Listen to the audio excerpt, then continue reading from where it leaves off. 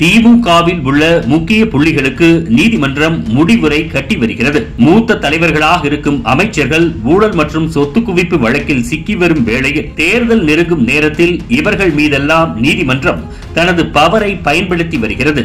துரைமுருகன் தொடங்கி பொன்முடி என எல்லோர் மீதும் வழக்கு நிலுவையில் உள்ளது.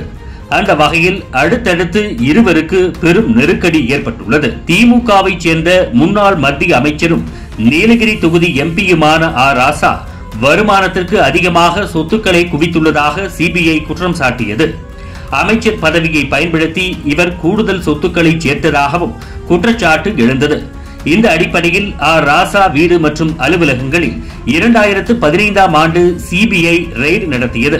அதன்படி குற்றம் சாட்டப்பட்ட காலத்தில் வருமானத்தை விட 579% அதிகமாக, அதாவது 5,53 லட்சம் ரூபாய் அளவுக்கு ராசா சொத்துக்களை குவித்துள்ளதாக தெரிவிக்கப்பட்டிருந்தது.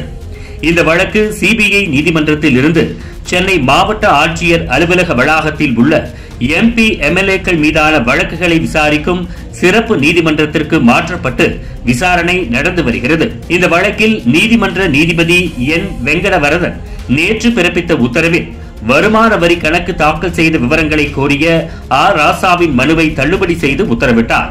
மேலும் இந்த வழக்கில் ஜூலை 23ஆம் தேதி குற்றச்சாட்டு பதிவு செய்யப்படும் என்றும் அன்றைய தினம் ராசா உள்ளிட்ட குற்றம் சாட்டப்பட்ட அனைவரும் நேரில் ஆஜராக வேண்டும் என உத்தரவிட்டு விசாரணையை ஜூலை 23ஆம் தேதிக்கு தள்ளி வைத்தார்.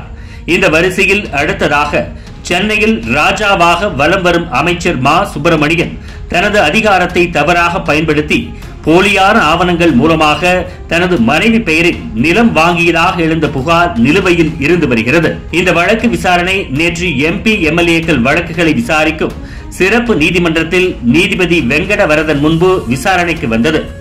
அப்போது மா சுப்பிரமணியன் தரப்பில் உச்சநீதிமன்றத்தில் தாக்கல் செய்துள்ள மனு நிலுவையில் இருப்பதால் இந்த வழக்கில் குற்றச்சாட்டு பதிவை தள்ளி வைக்க வேண்டும் என கோரிக்கை வைக்கப்பட்டது.